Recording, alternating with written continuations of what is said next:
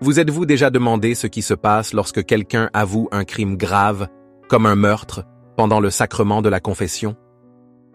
Il s'agit d'une question sensible qui touche non seulement la sphère religieuse, mais aussi la sphère juridique et morale. Dans cette vidéo, nous explorerons ce que l'Église catholique prévoit dans ces cas, comment le droit civil se rapporte au secret de la confession et quelles sont les implications pour le prêtre et le pénitent. On pose souvent de nombreuses questions aux prêtres concernant le sacrement de la confession, et l'une des plus fréquentes concerne le cas où une personne avoue avoir commis un meurtre. La question est complexe car elle implique à la fois le droit civil et le droit canonique, avec des implications morales, spirituelles et juridiques. Dans le contexte catholique, la confession est un sacrement dans lequel le pénitent se tourne vers le prêtre pour confesser ses péchés, recevant en échange l'absolution divine. L'un des éléments fondamentaux de ce sacrement est ce qu'on appelle le sceau de la confession. Ce sceau impose au prêtre l'obligation absolue de ne révéler en aucun cas ce qu'il a entendu en confession. La violation de ce sceau est considérée comme un péché très grave et entraîne l'excommunication du prêtre laedi sententii, c'est-à-dire automatique, sans qu'il soit nécessaire d'obtenir une déclaration formelle de l'Église. Cependant, la question devient plus compliquée lorsque le péché confessé implique une infraction criminelle, comme un meurtre. Restez jusqu'à la fin de la vidéo pour comprendre exactement comment ces dynamiques peuvent se développer et quelles implications en découlent. Je vous invite également à vous abonner à la chaîne et à laisser un like sur la vidéo. C'est un petit geste mais très important pour nous. Merci beaucoup. Continuons. D'un point de vue du droit civil, toute personne ayant connaissance d'un crime est souvent tenue de le signaler aux autorités. Cependant, dans la plupart des pays, le secret de la confession est protégé par la loi, qui reconnaît aux prêtres un droit spécial au secret professionnel. En Italie, par exemple, l'article 200 du Code pénal exempte les ministres du culte du devoir de témoigner de ce qu'ils ont appris dans l'exercice de leur ministère, y compris le sacrement de la confession. Ce principe vise à garantir la liberté religieuse et à préserver la fonction pastorale de l'Église. En Europe, pendant la période nazi-fasciste, de nombreux prêtres ont été victimes d'intimidation et de harcèlement dans le but d'extorquer des informations reçues en confession. Les régimes totalitaires voyaient en effet le secret de la confession comme un obstacle au contrôle social et à la répression de la dissidence. Il n'est pas rare que des prêtres soient menacés, emprisonnés ou torturés pour qu'ils révèlent les noms de ceux qui avaient avoué des activités considérées comme subversives. Cependant, la plupart d'entre eux sont restés fidèles au sceau de la confession, payant souvent de leur vie le prix de leur intégrité morale et spirituelle. D'un point de vue théologique, le prêtre qui entend une confession n'agit pas comme un simple intermédiaire, mais in persona Christi, c'est-à-dire dans la personne du Christ. Selon la doctrine catholique, les péchés confessés appartiennent à Dieu et non aux prêtres. Le prêtre n'a donc pas l'autorité de révéler ce qu'il a entendu, ni d'utiliser ces informations en dehors du contexte sacramentel.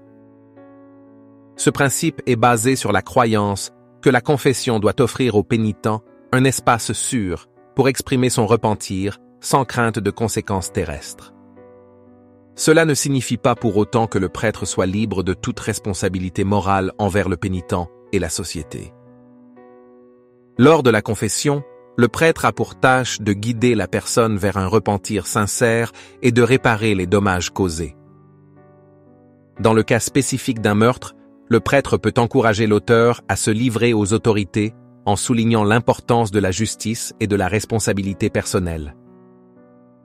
Elle ne peut toutefois pas imposer la dénonciation comme condition pour obtenir l'acquittement.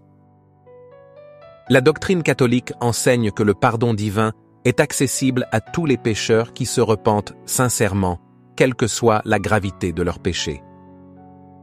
De plus, le prêtre doit agir avec prudence pour éviter que la confession ne devienne un outil pour échapper à la justice. Par exemple, si le pénitent manifeste l'intention de commettre de nouveaux crimes ou de mettre en danger la vie d'autrui, le prêtre peut et doit refuser l'absolution jusqu'à ce que la personne démontre une intention sincère de modifier son comportement. Cependant, même dans ce cas, le prêtre ne peut pas révéler ce qu'il a entendu. D'un point de vue éthique, le sceau de la confession soulève des questions complexes. Certains pensent que le devoir de protéger la vie et la sécurité de la communauté devrait prévaloir sur le secret sacramentel, surtout dans le cas de crimes graves comme le meurtre. D'autres, cependant, soutiennent que la capacité de confesser ses péchés sans craindre de répercussions juridiques est essentielle pour favoriser la repentance et la rédemption personnelle. L'Église catholique, au cours des siècles, a toujours fermement défendu le principe de l'inviolabilité du sceau, le considérant comme un pilier fondamental du sacrement de la confession. D'autres implications peuvent être observées dans le contexte des relations entre l'État et l'Église. Alors que les systèmes juridiques séculiers tendent à mettre l'accent sur la protection de la communauté, le droit canon met l'accent sur le salut de l'âme. Ce contraste est évident dans les cas où les autorités judiciaires demandent des informations aux prêtres impliqués dans des enquêtes criminelles. Cependant, l'Église réitère qu'aucune loi humaine ne peut obliger un prêtre à violer le secret de la confession. D'un point de vue psychologique, la confession offre au pécheur l'occasion de traiter son sentiment de culpabilité et de commencer un chemin de rédemption personnelle. Avouer un meurtre, en particulier, implique un fardeau émotionnel et moral extrêmement lourd. Le rôle du prêtre dans ce contexte est d'accueillir le pénitent avec miséricorde, en l'aidant à reconnaître la gravité de ses actes sans jugement, mais dans le but de favoriser une conversion intérieure sincère. Enfin, d'un point de vue historique, le sceau de la confession fait l'objet de débats et de controverses depuis le Moyen Âge. Cependant, l'Église a toujours rappelé que la protection du secret sacramentel est essentielle pour garantir la liberté de conscience et le droit du pénitent à un dialogue intime avec Dieu. Ce principe représente un rempart de la foi catholique et continue de susciter des discussions dans le droit contemporain. En conclusion, le cas d'une personne avouant un meurtre à un prêtre représente un équilibre délicat entre le droit civil, moral, religieux et la responsabilité personnelle.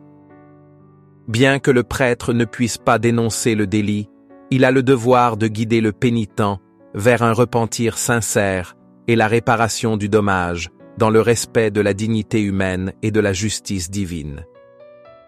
La confession, en effet, n'est pas seulement un acte de réconciliation avec Dieu, mais aussi un pas vers la réconciliation avec la communauté et avec sa propre conscience.